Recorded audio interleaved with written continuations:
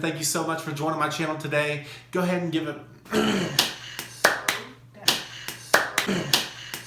What's going on, everybody? My name is Clayton and thank you so much for joining my channel. Go ahead and smash that like button if you like this video and subscribe to the content if you're interested in mental health awareness stuff or anything like that. To clarify, I'm not a doctor and I'm not a therapist. Come here for reassurance. Don't come here for a diagnosis. Seek the proper treatment and the proper people for that. While I can't diagnose you, I can describe this symptom that I had, and it sucked so bad. It ruined my life, and it all began my first panic attack when I had these heart palpitations. The heart palpitations are terrible, and if you are going through that, I feel for you because these things ruined my life.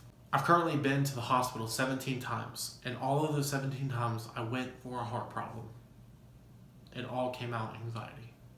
Now, I'm not saying that you will get the same result, but I'm saying that if you have an anxiety issue or you have a panic disorder or something like that in that nature, the odds are in your favor. If you are having palpitations, it's important to seek a doctor, but after you get tested and after he tells you that you're okay, you need to believe him. If going to the doctor 17 times has taught me anything, it's that the heart palpitations that I was experiencing are completely normal. That's hard to believe because you'll go and ask people if they feel them or not, and some people say yes, some people say no.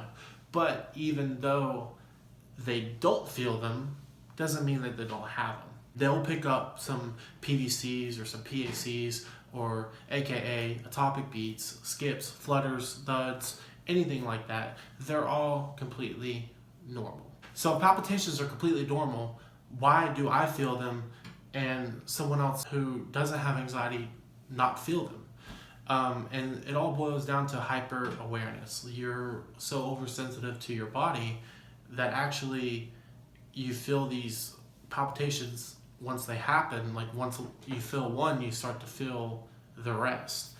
And people become overaware all the time and they don't even realize it. Like when you buy a new car, you start seeing other cars that you just bought on the road.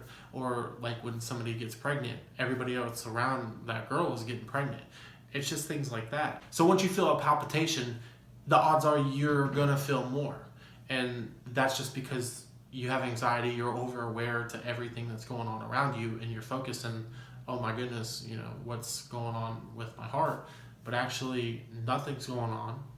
You're having a palpitation. And whether or not it's a skip, flutter, thud, racing heartbeat, you're gonna be okay. If you've been checked out and you've had your test done and the doctor has told you that you are gonna be okay, don't go back to the doctor. Focus on what he said. You have anxiety, period. Focus on that. If you haven't been to the doctor for your heart palpitations, I suggest that you go, get tested. They'll run some tests like an EKG, a blood test, you know, maybe a stress test or something like that. But if all that's normal, then you really have nothing to worry about. Don't go dive on the internet and look at all these tests that you could need or end up getting a heart catheter when you're 20-something years old. You know, don't do that. Given that palpitations do come in all shapes and sizes, flutters, thuds, skip, beats, slow heart rate, fast heart rate, I think that as long as you see your doctor and you get tested, you get diagnosed, you're gonna be okay.